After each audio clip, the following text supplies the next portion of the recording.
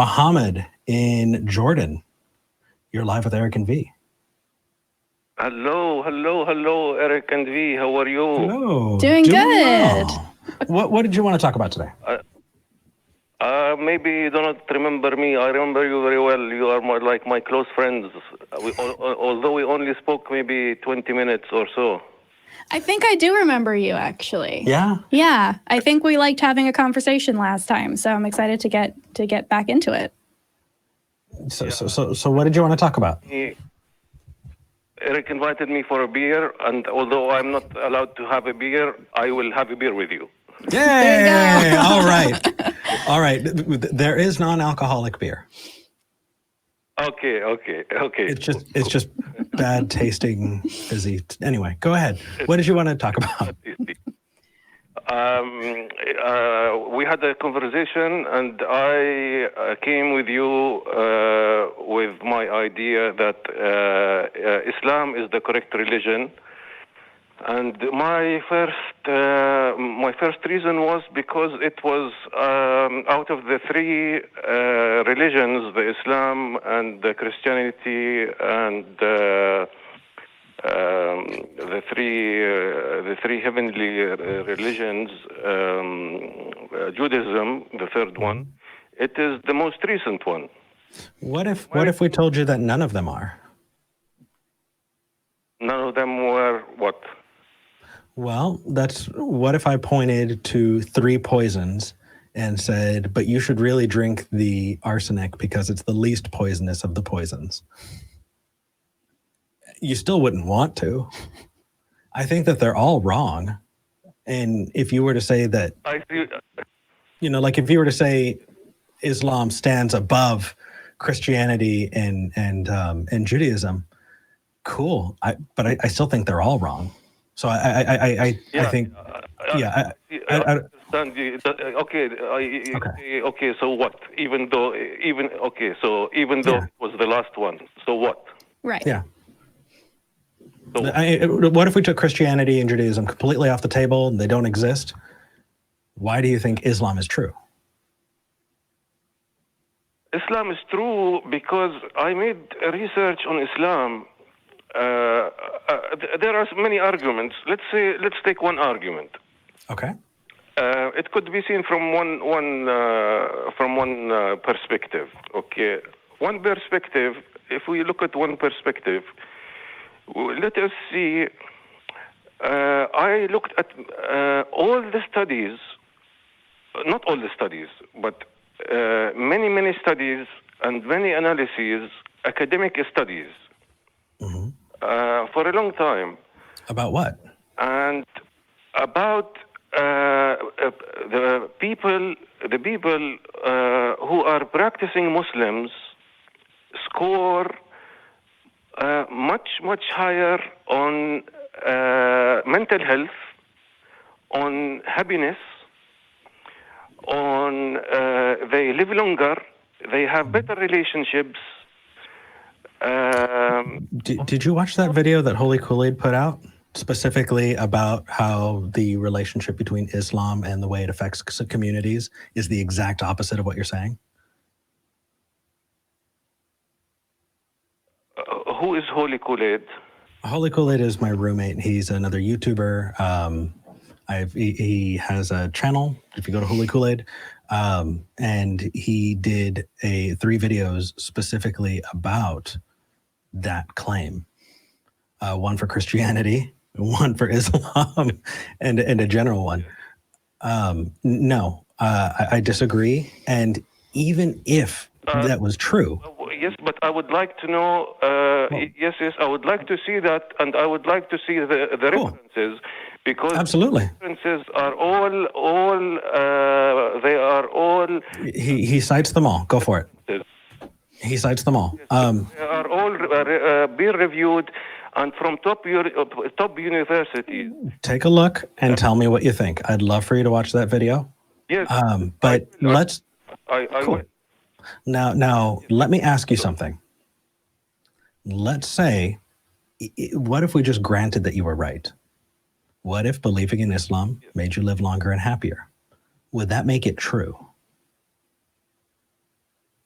This will not necessarily make it Exactly. true. Okay, so if it does not necessarily make it true, then I think it. Not necessarily. Yes. Right. I think you're absolutely right, and because of that, I think that that's a poor argument. Because if you know that if one doesn't follow from the other, if you know one doesn't follow from the other, then it doesn't really matter. Yeah. You are right. It is not a direct relationship. However,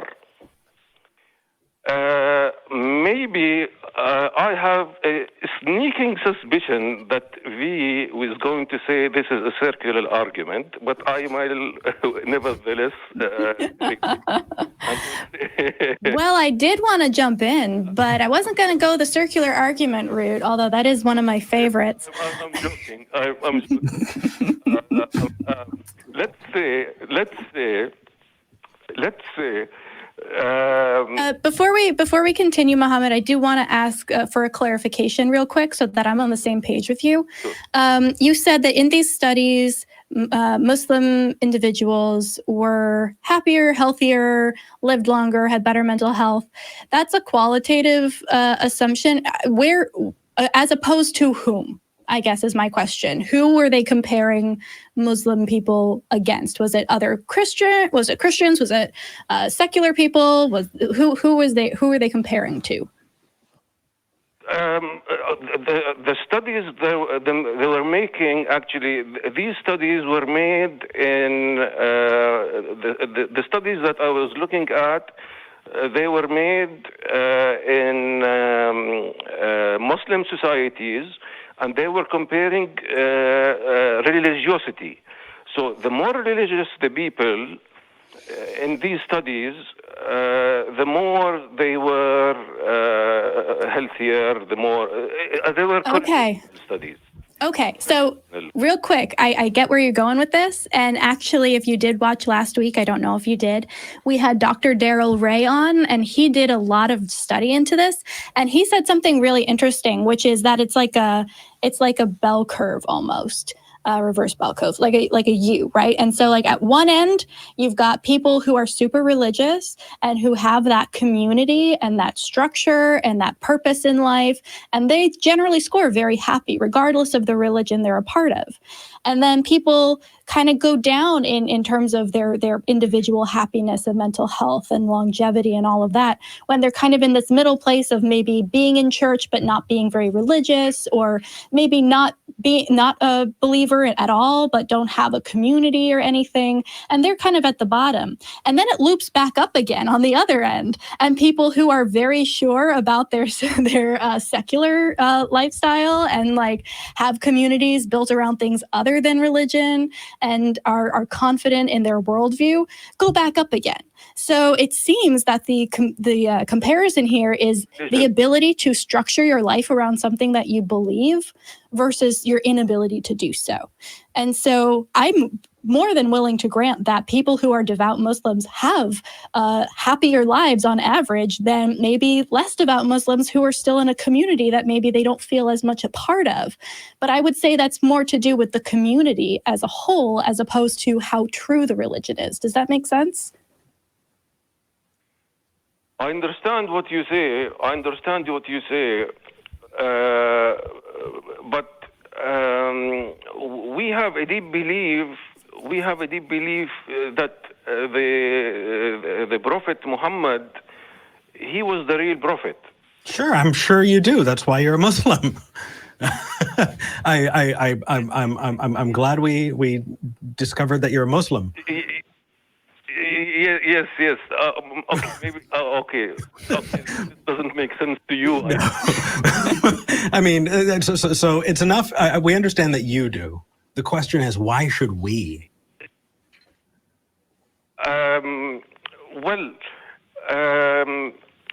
Why should you? Maybe you shouldn't. I don't know, but maybe you should. Maybe you should not. Well, what about this? Let me try it this way. Do you care about what's true? Do you care about whether something is true or not? Of course. course. Me too. The important is the truth. Yes. I agree. I entirely agree with you. Important So- is the truth. Yes. So that's why a part of me, when you said, well, maybe you shouldn't believe, makes me wonder, either you don't care about the truth because you have different reasons for your belief, or you're writing me off that I don't care about the truth. I think we're both motivated to know what is true. No. So let's explore it together. Important. No, it is important. I agree. Even though I am a science person, I believe.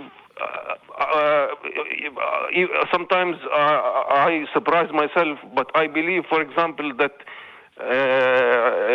Prophet Mohammad, he rode on a horse who flied. Sure. It sounds stupid. Okay. It does. Well, I mean, so if I were to give you the Book of Eric and it had the same thing, Eric rode on a flying horse, would you believe it? I don't, because I know that you wrote it. Okay, so you could talk to me, Eric.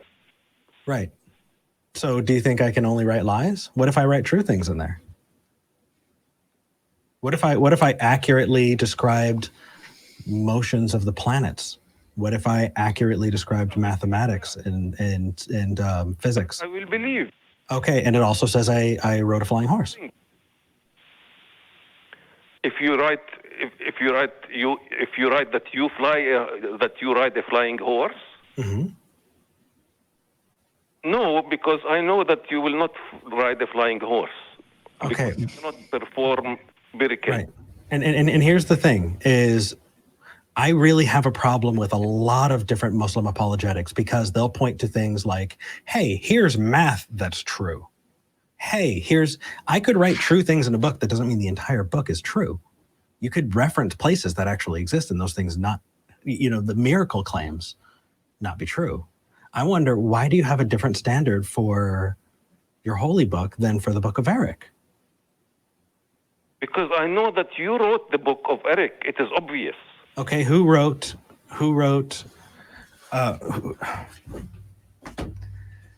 Why does that matter? Yeah, thank you. That's a better way of putting it. I realized I was going a bit roundabout there. Why does it matter who wrote it? So, sorry, can you repeat the question? Sure. You said you wouldn't believe in the Book of Eric because you know that Eric wrote the book.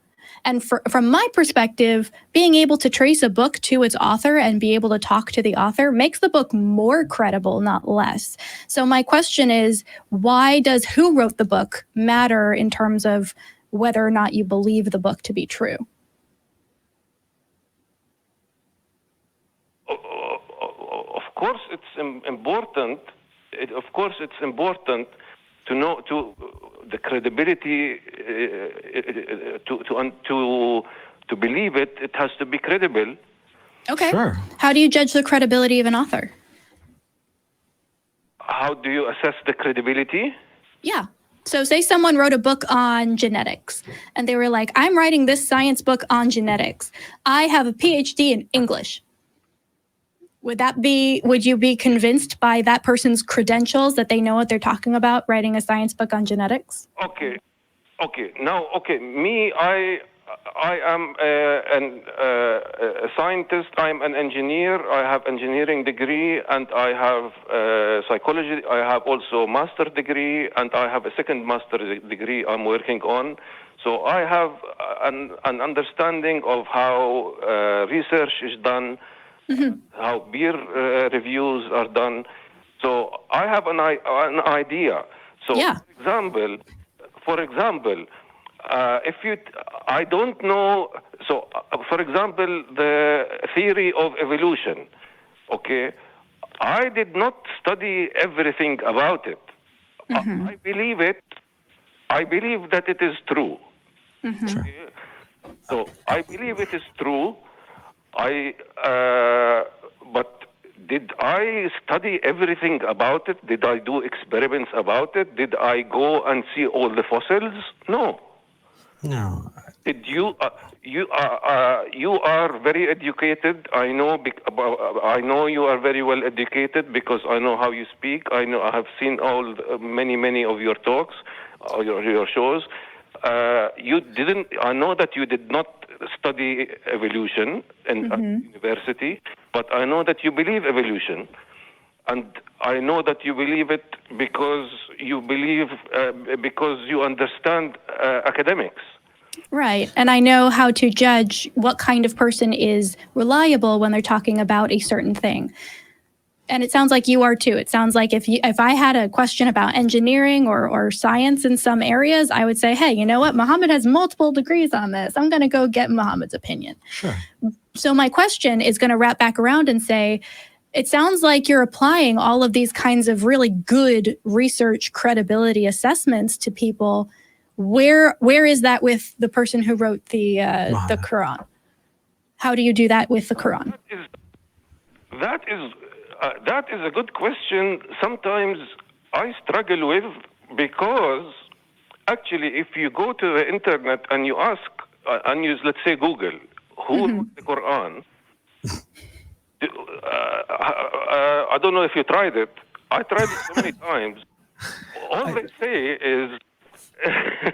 Well, so it is claimed to have been revealed to the Prophet Muhammad. It has been claimed to this. It has been claimed. Mm-hmm. This is it has been claimed. It has been claimed. It has been claimed. Now we have been taught. We have been taught, like all the Muslims have been taught at school. The Quran is the true. It is the true, honest word of God, and it was revealed to Muhammad. Now, if I want to be completely,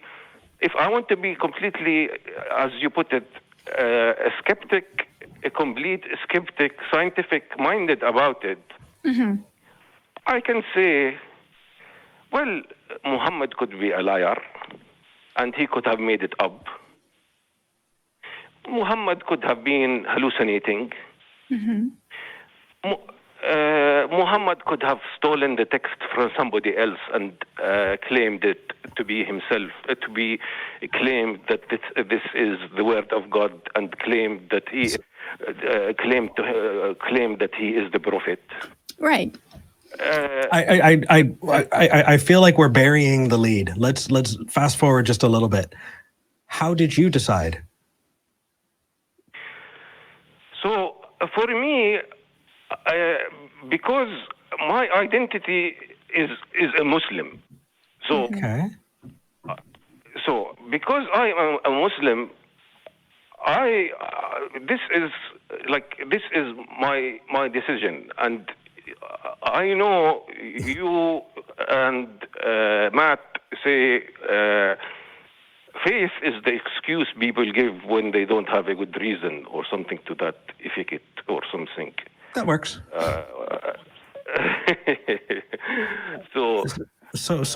But you didn't say anything about faith when you were talking about how you vet other sources. You also didn't say it's because it's my decision and I was raised that way. Those were not things that you said about vetting scientific research or other claims about the world. It sounds like you have an entirely different set of tools you're pulling out. Why? Yes, exactly.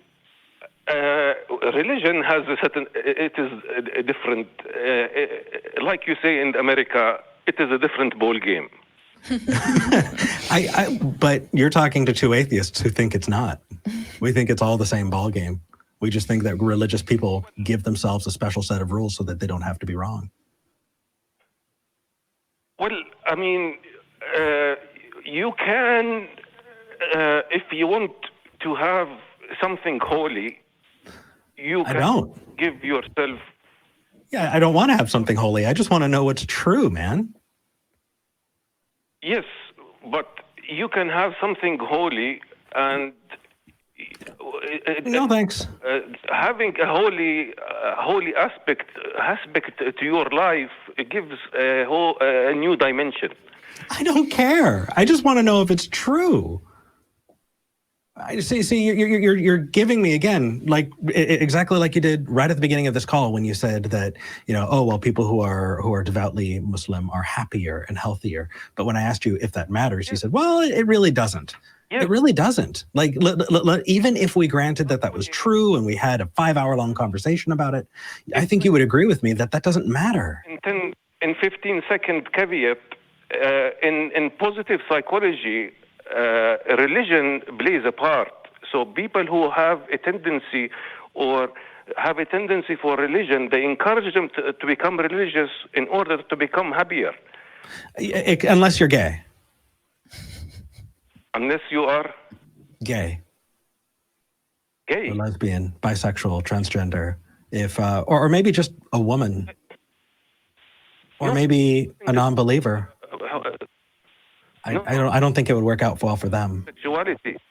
No, nothing to do with sexuality. It is one of the positive psychology interventions to become more either spiritual or more religious. It is one of the positive. Sorry, maybe you didn't understand what I said. Well, no, what I get is I think that it's teaching people that they can try and pass things off to another idea, but I think ultimately it's teaching people to want to be non-skeptical, and that's just not. It's just not good, man. It's not good. So do you think we can't be happy, or do you think that because we're not religious we can't have those things? No, I'm not. Okay. So then it doesn't matter. Be happy without religion. You can. Okay. Be without religion. Okay, so pop psychology, it doesn't really matter because, again. Not pop psychology. No. This is evidence-based positive psychology. This is not pop psychology.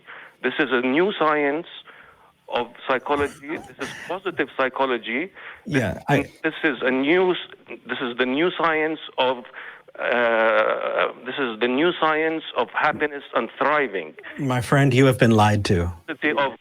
No, there are organizations that are starting now that are helping people find actual therapists who are not going to shove their religion down their throats.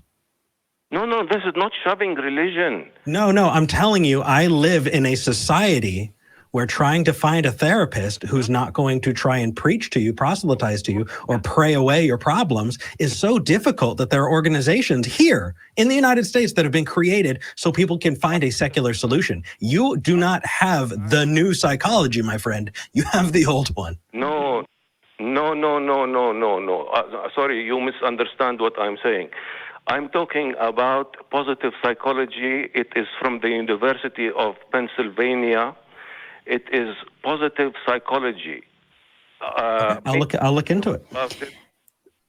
So your colleague, the psychologist who runs the show, I forgot her name, who does the secular sexuality. She will know about it. It is positive psychology. It is not who's she? It is. I think it's Dr. Daryl Ray. So here's the thing, Mohammad, and I'm just going to cut to the chase here because we do need to move on to other callers. Crap. Yeah. But it sounds to me like your argument for Islam being true is that Islam makes some people feel really good, and it improves some people's lives. To be honest, any religion can make you happier. Right, exactly. And so can no religion. So if everybody is going to find happiness in a different way, we can't use it as a metric for what is true unless you're advocating for no real truth and everyone just has their own truth. And in that case, we have fundamentally different ideas of what true means. And so we're going to have to talk about that next time. Yeah, but Mohammad already agreed that he cares about what is true. Right. So that makes his argument. Mohammad, go back and listen to this. The whole point of this was to say, that's a bad argument. It's a bad argument because it doesn't work, and I think you would agree. But that said, yeah, we do have other callers. Thank you for calling in, man. What time is it over there? It is almost 10 p.m.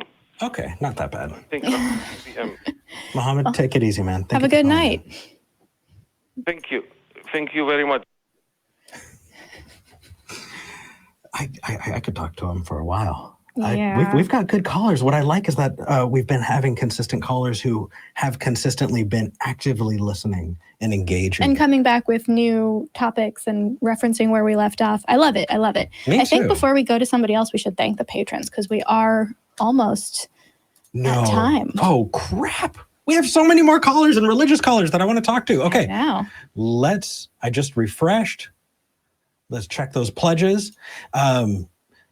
Talk Heathen is a product of the atheist community of Austin. It's a 501c3 nonprofit. If you like it, if you like what we do, please consider supporting us. We have a ton of amazing volunteers who are working behind the scenes before, during, and after the show to make sure that this is put out as a podcast, in clips, making thumbnails. None of us are getting paid. We're all volunteering, and it actually takes money to make the software and to have the equipment though. So if you like what we do and you want to support us, consider going to patreon.com/talkheathen to be, and you can be one of our top 5 patrons. Our top 5 patrons this week are Eric Tweet, Desert Heathen, Bethany P, Jay Friedman, and Ward Knipling.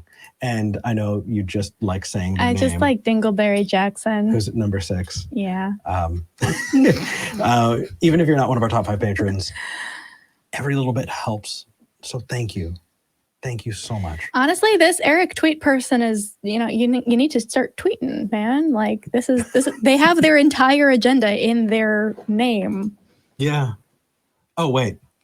It's like Eric Tweet. Oh. Eric Tweet. No, I'm sure that's just their name. Yeah, sure. They can message. They can message. If that's the case, Eric Tweet, let me know. I will tweet more if that's the case.